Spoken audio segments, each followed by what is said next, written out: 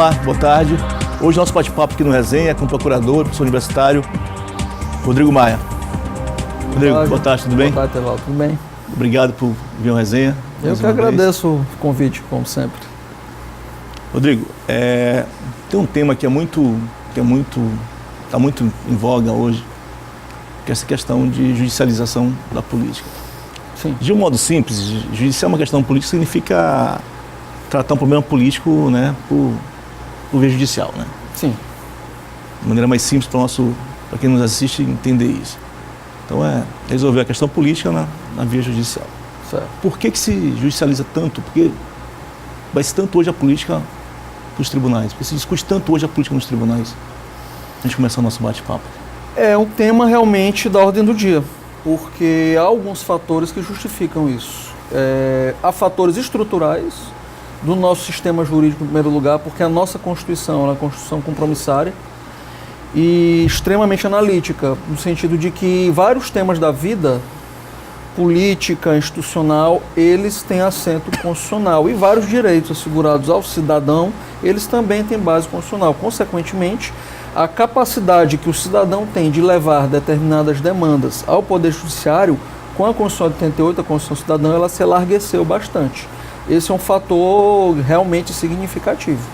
Um outro fator que precisa ser destacado, que também tem uma importância para justificar esse cenário de hiperjudicialização que nós vivemos hoje no Brasil, inclusive no processo eleitoral que se avizinha, que será um processo, já tem dado marcas de que vai ser extremamente judicializado, é o fato de que muitas das vezes há uma omissão institucional dos poderes, seja do executivo, seja do legislativo, em regular determinadas políticas ou promover determinadas situações por via legislativa, por exemplo, no caso legislativo, de modo que o cidadão se vê compelido a buscar a atuação perante o judiciário e o judiciário, em determinado momento, se viu com a missão de colmatar essa lacuna, de buscar preencher essa lacuna por parte dos poderes.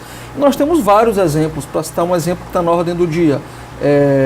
União entre pessoas do mesmo sexo, união civil. É um tema que estava há muito tempo dormitando no âmbito do Poder Legislativo, foi preciso o Judiciário buscar e preencher essa lacuna do ponto de vista legislativo. E no âmbito das políticas públicas, nós temos muitas áreas como saúde e educação, que o Judiciário tem atuado fortemente no sentido de suprir algumas omissões institucionais. Então, tudo isso, conjuntamente, nos cria esse cenário que alguns juristas chamam de juristocracia, em que hoje quem está no ápice da República é o Judiciário, ditando muitas vezes diretrizes para os demais poderes da República. Você coloca isso, inclusive, funciona muito bem quando trata do Legislativo, né? Então, assim, judicializar a política é uma questão, é um fenômeno político ou um fenômeno jurídico? O que dá para a gente olhar isso, classificar isso de que modo, assim, se é que é? A nossa Constituição, ela assegura, em certa medida, uma judicialização, até porque nós temos princípios que têm conteúdo vago, como, por exemplo, a garantia da dignidade humana, o direito à vida, o que dá uma certa margem de discricionariedade para o juiz. E o juiz, quando o faz, ele o faz dentro do exercício de uma parcela do poder estatal, porque o Poder Judiciário é um poder do Estado, e o juiz é um agente político, embora não político do ponto de vista partidário, mas político no sentido de que uma parcela do poder do Estado é exercida legitimamente por ele.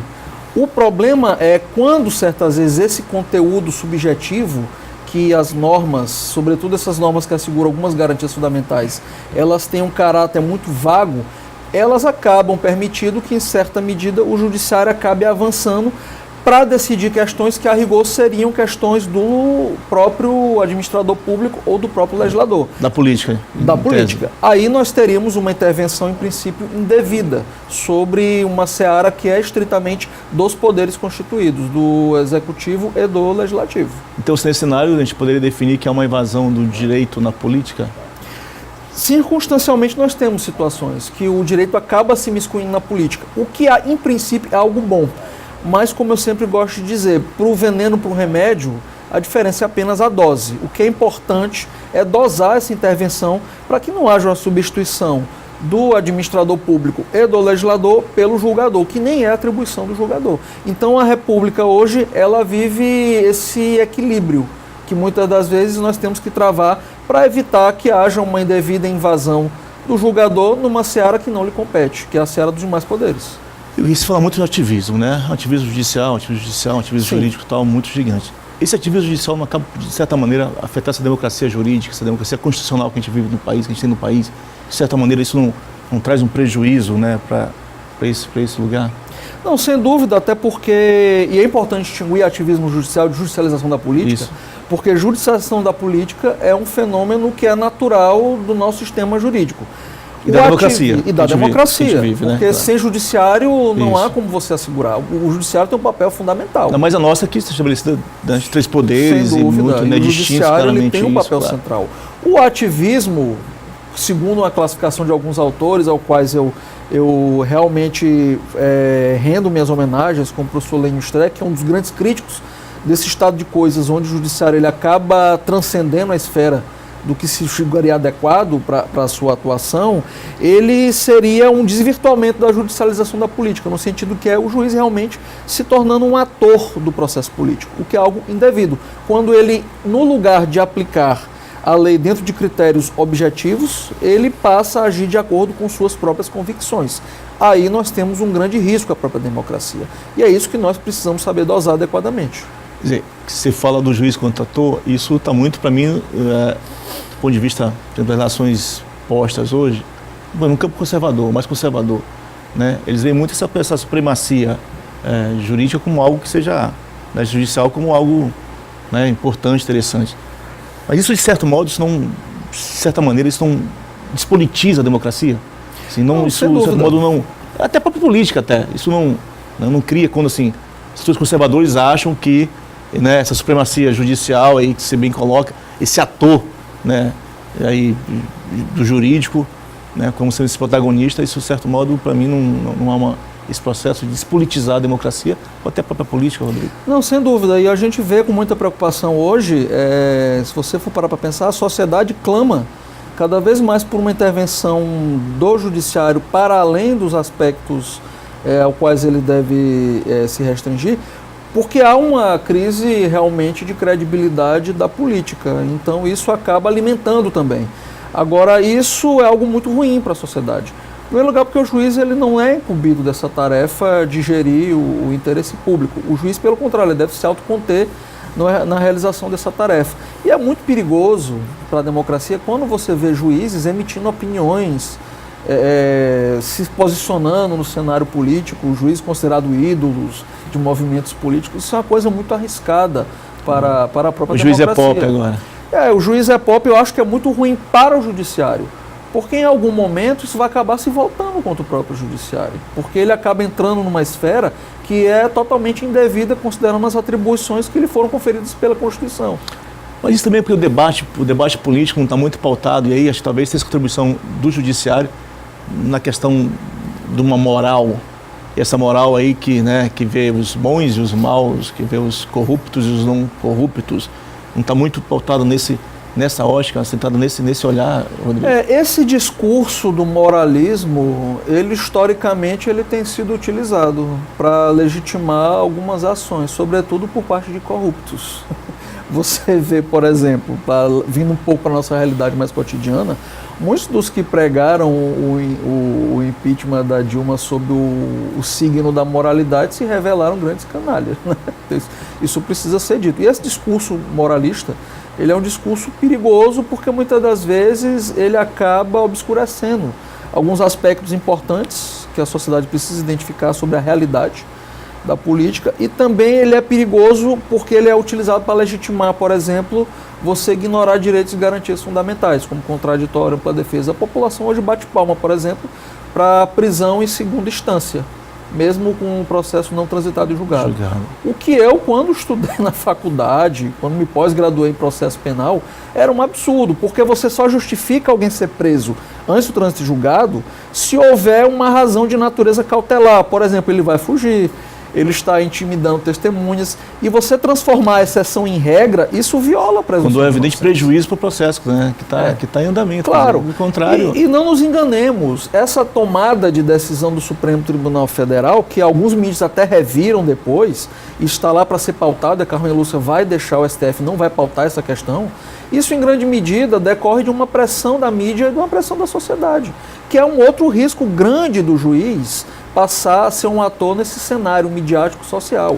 O juiz não pode se deixar pautar por opinião pública, até porque o juiz ele é contra-majoritário.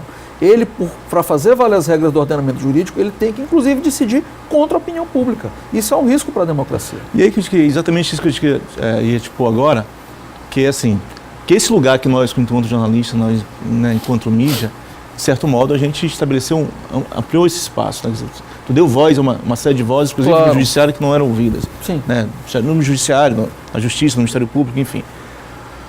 A gente não é, de certo modo, coautor de boa parte disso que a gente tem vivenciado, acompanhado na coisa, que é, e aí se falava da prisão em segunda instância, que é, de fato, acelerar um processo de um julgamento de algo que efetivamente não aconteceu. Quer dizer assim, né? Tem um processo legal, tem um termo processual e tu já diz, olha, fulano é isso, fulano é aquilo. Né? Fulano agiu dessa maneira, agiu daquele outro modo. Quer dizer, e aí imputando talvez ao magistrado, ao procurador, ao promotor, que ele, né, deva ou devesse julgar ou propor dessa maneira ou daquela maneira. Quer dizer, você não acha que há não há também uma certa situação que a gente tem posto isso, como você bem disse, o juiz lá, o magistrado, o procurador, o promotor, ele dá ouvido para isso?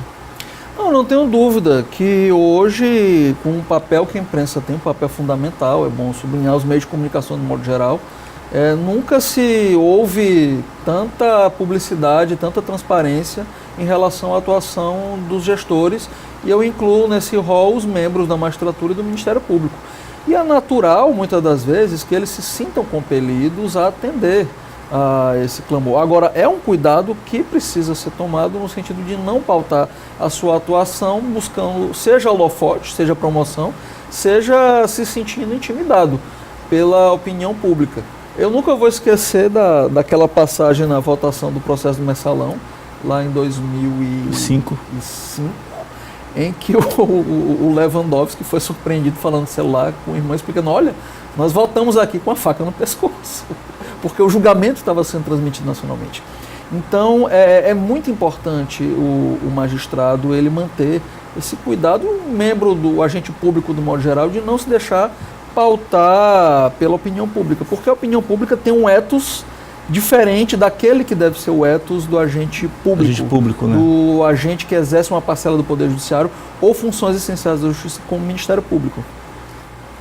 Eleições estão na porta da gente, né? Hoje é quarta, último dia. Quarta-feira. Né? Último dia de prazo. Último dia de registro De candidaturas, né? Sim. E aí, após isso, tem um período de impugnação e uma série de coisas. Sim.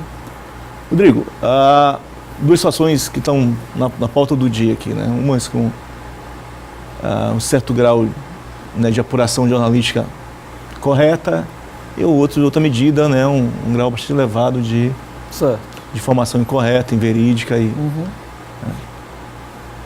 O vice-governador, Carlos Brandão, ele pode ou não compor a chapa hoje do governador Flávio Dino? Quer dizer, ele ocupou por um período que, segundo a oposição, seria um período vedado para que ele ocupasse o cargo de governador ali no início de abril, já período vedado, e não poderia ter ocupado. Brandão, pode ou não pode ser, a tua ótica, candidato a vice-governador na chapa já registrada do governador Flávio Dino na reeleição? Eu não tenho a menor dúvida que ele pode ser. Primeiro que a regra constitucional, que é indevidamente distorcida, por quem diz o contrário, ela é muito clara. O artigo 14, parágrafo 6º, diz que se ele for concorrer para outro cargo, ele teria que se descompatibilizar 6 meses antes da eleição. E ele não está rigorosamente concorrendo para outro cargo. Até porque é natural, é da função do vice substituir o governador. Nós temos toneladas de jurisprudência sobre esse assunto. Nós tivemos casos históricos. Primeira vez que foi instituída a reeleição em 97, quando foi emendada a Constituição, nós tínhamos 2 casos, que foi o caso do governador Zé Reinaldo e o governador Geraldo Alckmin, que ambos interinamente substituíram o titular. Rosiana fez a cirurgia Na época, se eu não me engano, o Zé Reinaldo passou meses aqui assumindo o governo. O Alckmin também substituiu o Mário Covas e ambos foram candidatos à reeleição. O Temer, em 2014, durante determinado período que a Dilma se afastou por uma viagem internacional, ele também substituiu a presidente Dilma à época. Até porque ele era candidato à reeleição como vice. E não há controvérsia em relação a isso. Isso que está sendo feito, a meu ver, é mais uma tentativa de tumultuar um processo eleitoral. Porque do ponto de vista jurídico, não há nada que impeça o doutor Carlos Brandão de ser candidato a vice. Se ele fosse candidato a outra coisa, aí sim. Mas como ele é candidato à reeleição junto com o governador, eu não tenho a menor dúvida de que ele não tem impedimento nenhum. Tá, então você, a teu ver, isso não há nada que... Chance zero. E eu acho improvável que algum tribunal, ou mesmo o Ministério Público, vá achar o contrário. Tanto é que é uma questão, sempre foi muito tranquila, mas nos tempos para cá tem ressurgido uns fantasmas no Maranhão, umas ideias diferentes, e a gente atribui isso muitas das vezes à falta de quem tem proposta, quem tem o que debater, quem tem voto efetivamente, e fica criando quimeras que não existem. Porque essa situação, para mim, é uma situação que não tem o menor sentido. Tá, a segunda questão, o segundo fato, esse bem mais recente, da semana passada para cá, é uma possível ineligibilidade do governador Flávio Dino, a partir de uma decisão da juíza Annelise Reginato, da Comarca de Coroatá. Sim. Né? Ela julgou procedente uma ação de investigação judicial eleitoral. Né? E nessa decisão, né, ela põe lá essa figura, né, do governador Flávio, mais 3 auxiliares, hoje um deles candidato a deputado, os outros 2 ainda no governo, como inelegível. O que é de real essa possibilidade? Hoje não há nenhuma inelegibilidade em relação ao governador Flávio Dino, até porque essa sentença, ela, para que gere inelegibilidade, ela precisa necessariamente ser confirmada pelo TRE. Eu não sou advogado do processo, não atuei nesse processo, até por estar impedido, por ser procurador do Estado, à época eu não podia atuar, mas a sentença, pelo que eu conversei com vários colegas do meio, inclusive uma sentença frágil, tecnicamente. Por quê?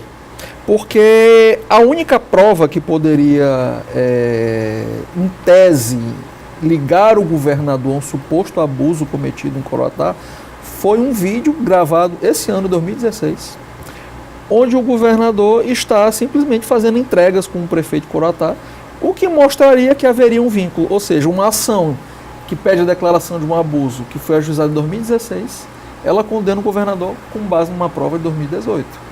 Eu não preciso dizer que essa é uma situação inusitada.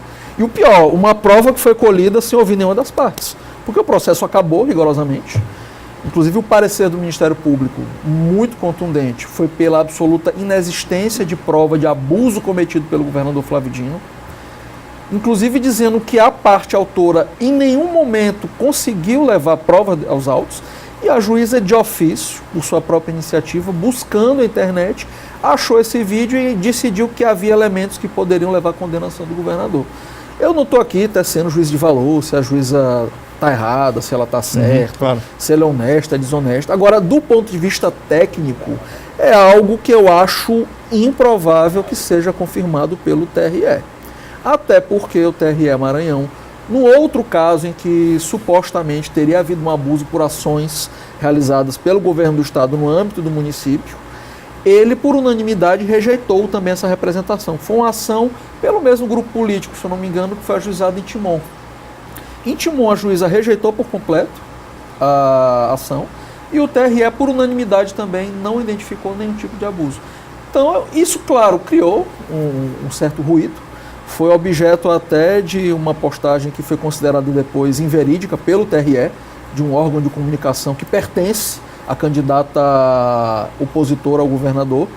Foi, inclusive, condenado a repor a verdade, isso é importante ser dito, pelo juiz eleitoral, pelo desembargador Castro. E isso só demonstra que há uma tentativa de tumultuar o processo eleitoral com ações judiciais, o que é ruim também, Tevaldo. Porque, como eu te disse, na eleição a gente tem que discutir proposta, discutir ideia. Eu fiz isso, vou fazer aquilo ou não farei mais isso. Eu acho que levar o campo para o lado judicial é ruim, até porque o Maranhão tem recordações ruins disso. Sim, recentes, inclusive. Né? Vídeo o caso Jackson Lago, que foi uma situação muito ruim para o Estado do Maranhão, muito traumática. Então, acho que qualquer alegação nesse sentido tem que haver, no mínimo, mais responsabilidade. Você cita o Dr. Jackson e assim, é uma tentativa de repetir esse modelo, esse processo, como foi feito com o Dr. Jackson em 2006, para agora, assim, guarda alguma similaridade, algo que se olha que é possível esse caminho aqui?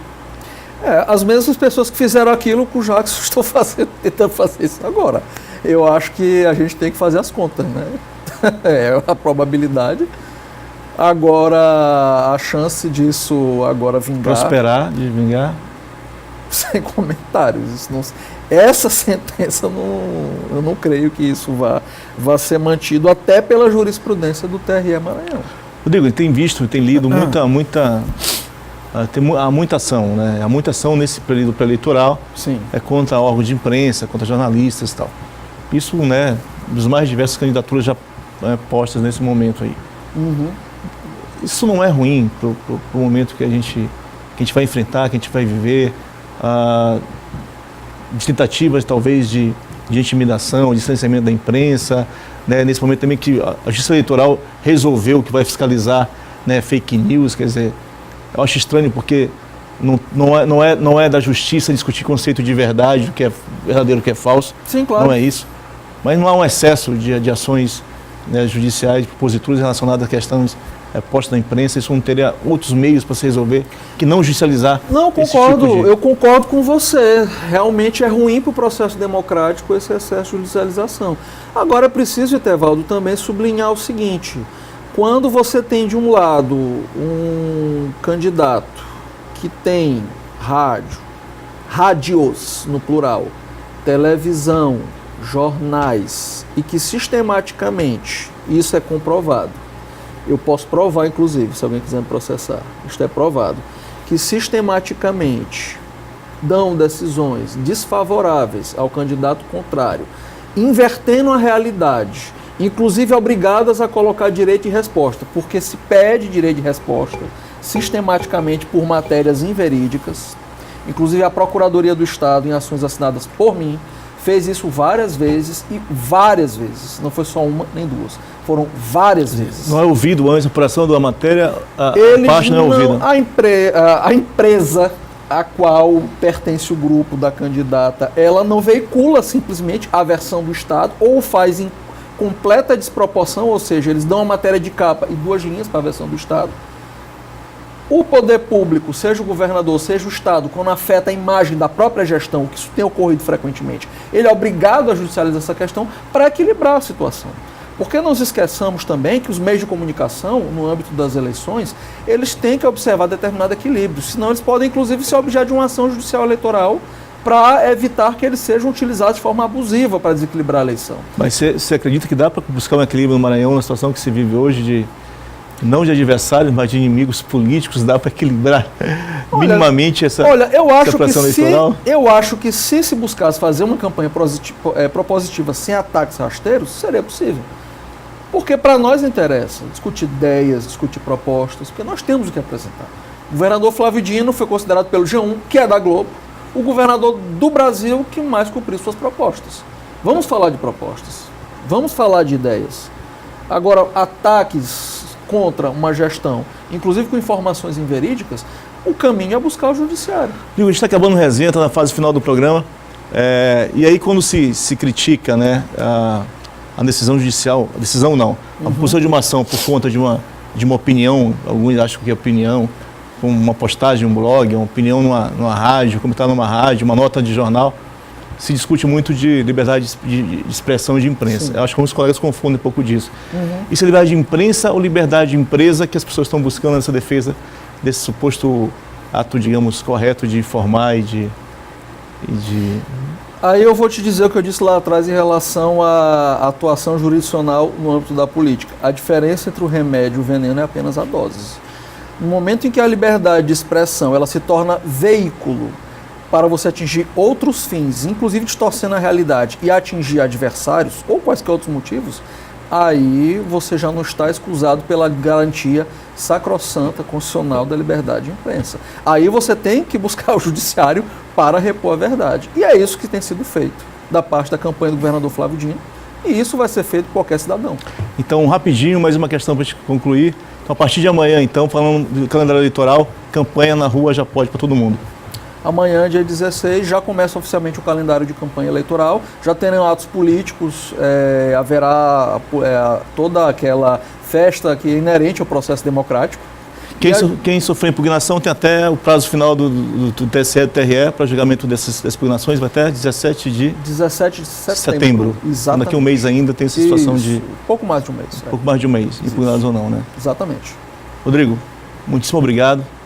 Tá? Eu te agradeço, como sempre. Tá, boa sorte, bom trabalho.